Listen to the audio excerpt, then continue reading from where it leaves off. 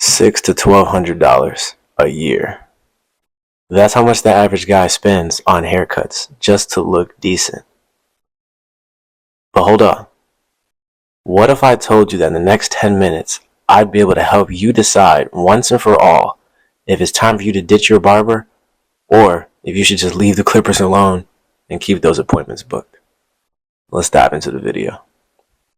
First things first, you can see here as I'm starting my haircut, picking through my hair, lifting it up because I have 4C hair. It's curly, which means it likes to grow under itself. So I like to use my pick first just to kind of go through the larger tangles, and then once I've done that, I use the smaller comb for the smaller detangles. First thing I like to do is take the entire thing down with, I believe this is a 2 guard or 6 millimeter. I will put the exact measurements in the description.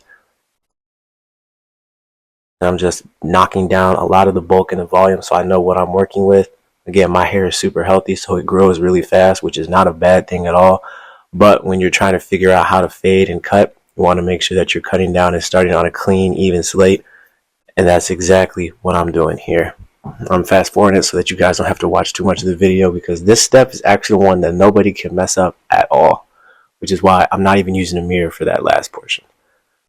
Then again, I go back through with the comb just to lift up those hairs and to get rid of any of the loose hairs from the cut before we move into the next step in the process. Next step here, you can see we're going to start on the left side, the clippers in the closed position, which is basically right here it's open, right there it's closed. That's when you put the blade is the closest to the clippers. Right here I'm setting my bald guideline. But let's get back to talking about why it would even make sense for you to cut your own hair. Think about it. If you've ever had to book a barber's appointment on an app or anything, I know you've gone through this. You had to book your appointment days in advance, which means if you wake up on the day of and you need a haircut, you're screwed. Usually when you get to the barber shop, even if you had a 3:30 appointment, rarely do they see you at 3:30. They may see you at 3:45, 4, 4:15, 4:30, and that could be for any number of reasons. So now the scheduling of your day has been thrown off. And if you do show up and they started late, chances are the barber's not going to take his time unless his clients know that's what he does, and you're going to end up getting a rushed haircut that you paid full price for. Just a quick side note, the next step I'm taking after I set that bald line is I'm using this 1 guard, which I believe is set to 3 or 4 millimeters. And I'm just going up to right about, I'm connecting an arc between my ear and the bottom of the vertical bar. I'm just going all the way up, and then I'm going, right now the lever is open. I'm just brushing it down so I can see the hair that I'm actually cutting versus the hair that's just being pushed out of the way from the blades. And then once I'm done with it open, I'm going to go ahead and close that guard, go up halfway through, and then put the guard, put the lever halfway in between to flick at that line, which you guys can watch right here. But like I was saying, it's even worse if you walk in a barber shop and you go get your haircut, and then you have to walk out of the barber shop having paid full price. And now you have to wait for your hair to grow, or you have to grow into your haircut, or you have to walk around with a hat for 2 weeks because something about it's just not right. But here's the alternate, right? Imagine that you took the time to learn how to cut your own hair. And I'm not just talking about a quick buzz cut.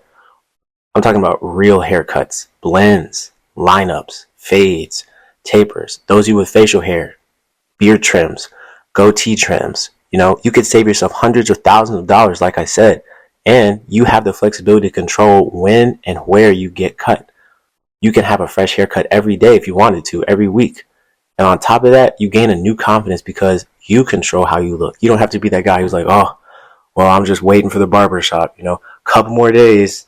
You don't have to do that. You are the barber. You determine when you look fly and how often you look fly. Okay, because let's be real, presentation matters, whether it's for a job interview, a date, social media, or you're just walking through life, going to the grocery store. Everyone's going to judge you based on how you look in the first 3 seconds. And a clean haircut, that's instant credibility, okay? As you can see here, I'm taking this 2 guard and I'm going all the way up to about where that line is. I can see right here, I'm just flicking this line out. I know I'm cutting in between what I want to talk about and kind of walking you guys through the haircut, but obviously, I want you guys to watch this tutorial, but at the same time, I do want to talk about the topic of, again, if home haircuts is even something that you should be trying to attempt. And so now you can see what I'm actually doing is I'm taking that 2 guard with the lever closed, I believe, and I'm just flicking at this line from the top half. And that's really just to make the blend a lot smoother, because as you could see in that last clip, you could clearly tell where the part I had cut versus the top of my hair was. And so you just keep flicking at it, just keep flicking at it a little bit at a time. I would say no more than 5% incremental changes. And you just flick and brush, flick and brush. Eventually, this is all about patience. It's artwork. It's a marathon. It's not a race. So you just keep doing that slowly and surely, and you'll be able to see that's on the left side, and you switch. I did the right side off camera. As you can see, this is the result. You can see that smooth blend on that right side, and just like on that left side. So now the next step we're doing is I'm getting that mirror, and we're working on that back taper. Now, I don't have the mirror setup that you need for this. I do need to get that at some point and do a review. But there is a 3-way mirror you can get so you can actually accurately see the back of your head. Right now, I'm just using the bathroom mirror and a handheld mirror to get an accurate representation. I've practiced this during COVID, so I'm fairly good at it, but I really do want to try those 3-way mirrors, give you guys a review. And again, it's another tool to enhance this process and invest in yourself. Back to what I was saying about presentation, how it really does matter.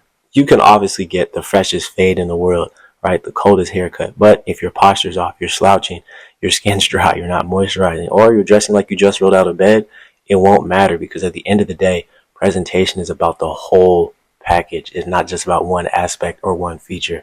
It's about the entire thing. Grooming's a system: hair, skin, beard, fragrance, clothes, energy. And if you're just focusing on one aspect, like the haircut, you're only solving a sixth of the equation, right? And that's like going to the gym and only doing bicep curls.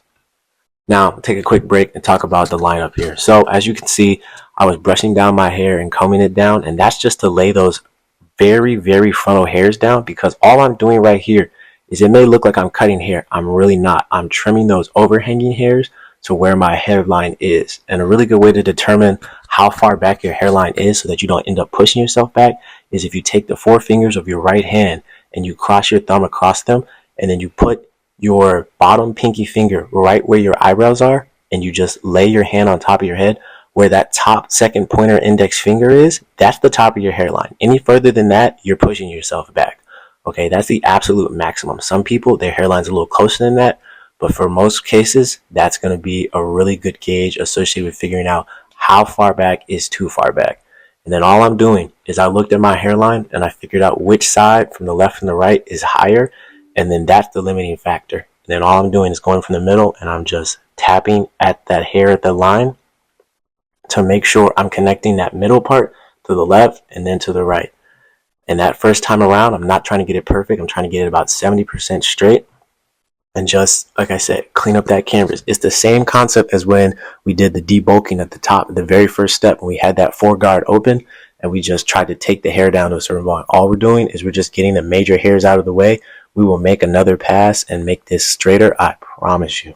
And if you're serious about your look and how you're presenting yourself to the world, I have plenty of videos on the channel associated with fashion, fitness, barber videos like this, skincare, right? Things that as a man in your 20s to 30s, you need to be on top of. And even if you're a teenager, you need to be on top of that as well, because the world is evolving, okay? The standards are higher. The bar is being raised higher than it's ever been.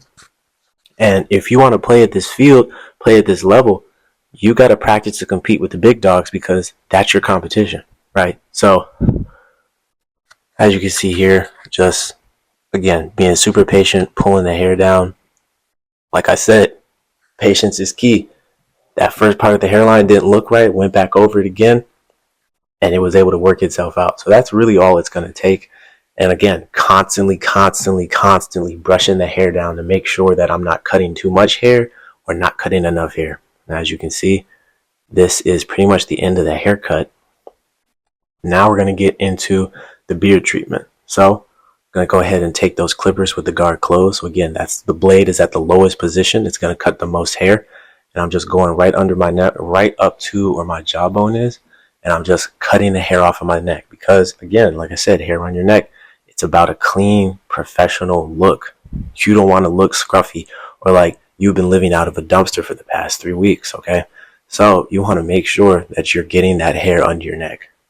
Next, I'm taking a 10 guard here because I'm doing a fade, but I'm also doing a stubble fade. So I'm taking a 10 guard open, and I'm cutting down the hair from my ear to right about where the goatee would be if I was going to have just a goatee. And I'm just cutting that hair down. What this is going to do is sharpen up my jawline and give my face more of a structured look. Because if you'll notice, in the first part of the haircut, my face had a really round look, right? All the hair was in an afro. My beard was in a circular mode. So I have a longer face. So sharper, straighter lines actually look better on me. So that's why we're doing that. Then we're going to switch to, this is a 6 guard, and that's what we're going to hit the mustache with. I usually use a 6 guard. As you can see here, it's closed. And just going at this mustache right here, because if there's one thing that's super irritating, my dad and I, we talk about this all the time. It's trying to eat something and then you have hair in your mouth, right? Now, that doesn't apply to everything in life, okay? If you know, you know. But when it comes to just eating regular food, trust me, having hair and chewing your own beard is the most irritating thing possible. And then the last step is I'm taking this 13 guard with the lever open, I believe. Yep, lever open, and I'm just hitting the goatee, right? So I'm not cutting it down, right? Because again, I want to have those sharp lines. So I want it to be narrower up by my ears and cheekbones. And I want it to fill out a little bit more as it gets down to that goatee level, because it's going to give that shape, but it's still going to show it has that beard look. As you can see here, it really sharpens up my facial features. And now we're just doing some detailing work. So I took that guard off, closed the lever, and I'm just creating those vertical lines by cutting some of the overgrowth here because it's not quite coming in. And I'm not really interested in having hair grow all the way down there. Sometimes if it's in the winter time and I'm just growing it out or I'm too busy, I'll leave it. But I'm in the summertime, I have time, so I'm going to go ahead and make those straight lines. And like I said, going back under the neck, just following the second pass. Again, you don't have to get it right or perfect on the first try. You 100% can go back and retouch up details, but you can always cut more hair. You can't grow it or place it back on your face after you've cut it. So if you think you're cutting too much, cut a little less, look at it, cut a little, look at it, cut a little, look at it. You can always cut more, but it's almost impossible to find a way to cut hair, to put back hair that you've already cut. And then this is actually a pro tip that I learned from, I think it's King Brill on YouTube, is when you are cutting your hair, you're trying to do lineup specifically, if you pull the skin on, especially on like a beard, for example, where it's curved, you pull the skin, it'll actually create a straight line and you'll be able to cut the hair in a straight pattern. Like you'll see hair was curved and you pull it and that straightens it out, and you can trim that because when you let go of the skin, it'll actually snap back into that curved pattern and it'll give you that very nice, clean, professional looking curve. Because if you realize there are no curved clippers, right? So this is how they get that look. It's just little tricks associated with pulling the skin, understanding textures, and again, patience, patience, patience. But this is just a little detail work associated with really figuring out just how to make that look come together. And I was able to do this. It took me an hour or so to get this cut, which is about how long you spend anyway. So like the video, and if you want more content like this, thank you guys so much for watching. Until next time, peace.